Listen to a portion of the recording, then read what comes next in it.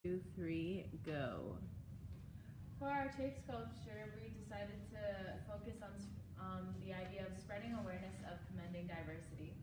The purpose of our project was to show that someone's race and their color of their skin should not determine who they are underneath their skin.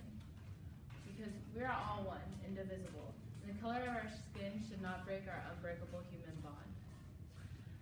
During our research, we discovered that racism is not an innate idea. It is taught starting from a very young age when our minds are impressionable. Therefore, we decided to put it in the elementary school hallway where most elementary schoolers pass almost every day to get to recess outside. We hope to teach them to celebrate diversity and have harmony between all races. So the process was long and grueling, but it began with research and planning. For the project, we used materials such as packaging tape, duct tape, masking tape, plastic wrap, mannequin models, tissue paper, and plastic dolls. For all the models, we used the common technique used by the artist Mark Jenkins. For the body and the head, we first wrapped it with plastic wrap and then with multiple layers of clear tape. We use clear tape so that the audience can see what's inside of the body and ensured the firmness of the model, as when we place it down, it would hold by itself. And for the heart, we first looked at a 3D model online because we did not have the resources to use a real heart and model after that. We first used newspaper to get a rough shape of it and masking tape over it.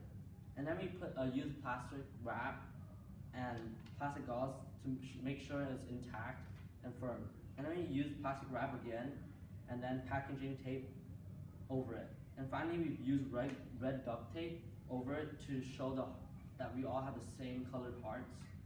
And for the body and the head, we filled it with different colored tissue papers to show that even though we're all different, we still have the same colored heart. One of our biggest inspirations during this project was definitely Mark Jenkins.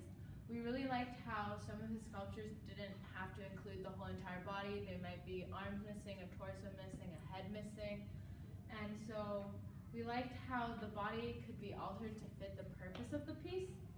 And for us, we thought it was unnecessary to have the whole body because the scale of the body to the heart would be so immense that there would not be as much emphasis on the heart as we would like.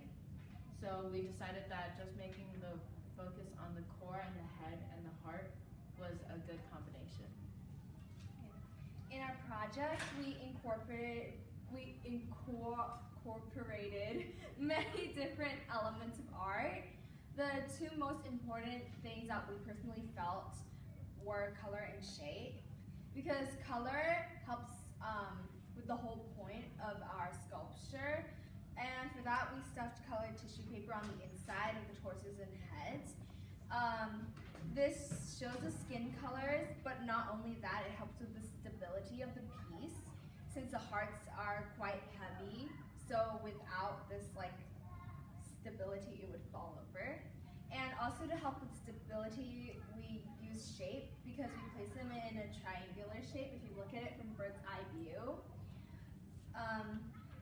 Even though we were supposed to select 2 principles of design, we selected 3 because one of the most important principles of design is emphasis, which is on the heart, but we use harmony and balance to do this.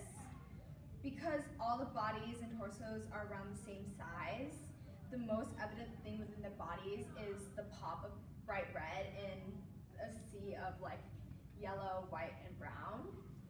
And everything was constant. This is for harmony and balance. Everything was constant except for the color of the stuffing paper. And this really helps emphasize our point that even though we're different colors and shades, we're all the same size, so we're indivisible.